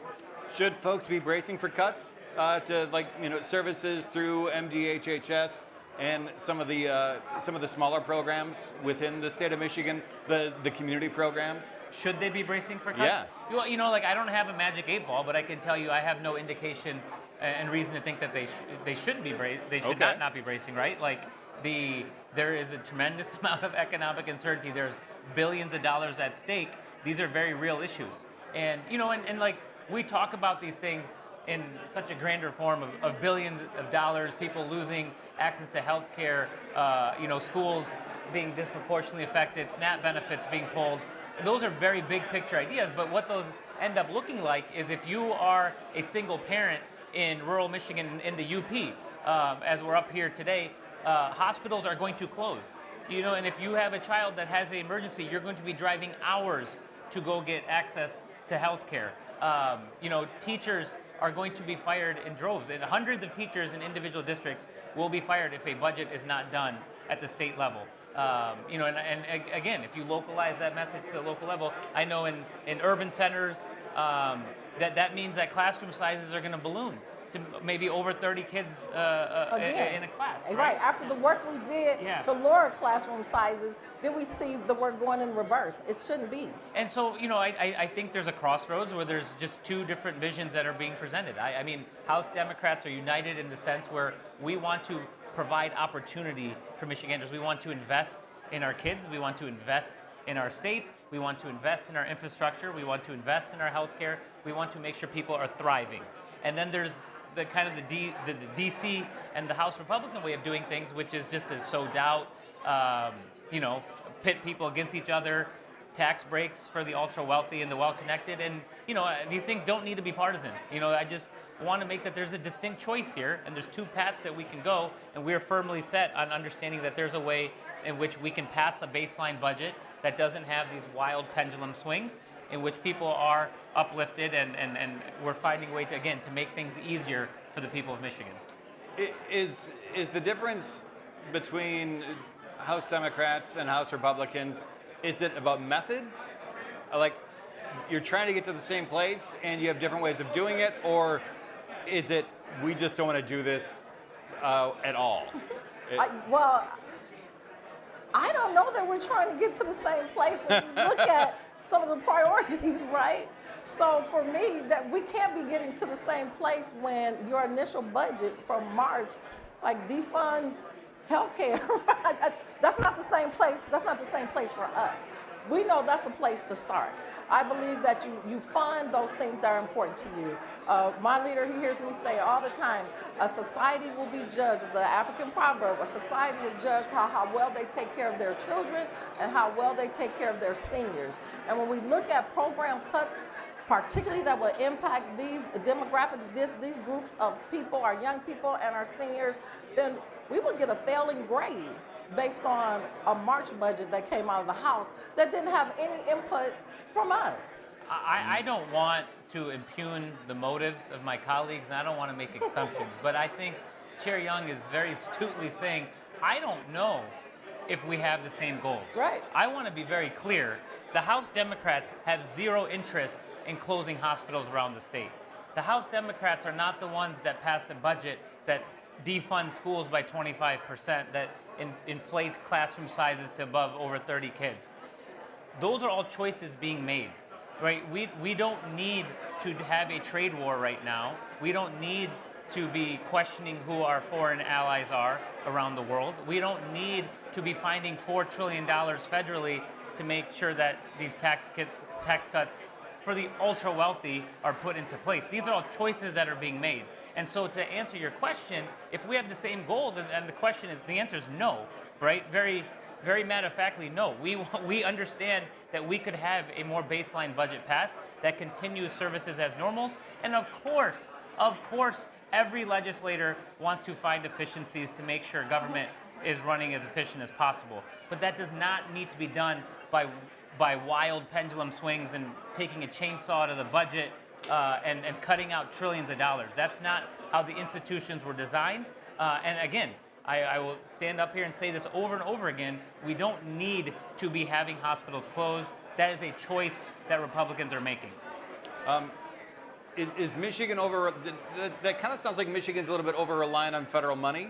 Some of that coming back to us. If granted, these cuts, these planned cuts to Medicaid would be devastating to rural hospitals and rural clinics across northern Michigan, across the Upper Peninsula, and make things very difficult for hospitals in urban areas. But is there any way that we can start taking some state money and kind of helping out those rural clinics and rural hospitals? By and large, no. Okay. We don't have the money at the state level to fill that gap. And I don't have the exact statistics, but Michigan's not that out of line in terms of nationally of how much money, federal money, comes to our state, right?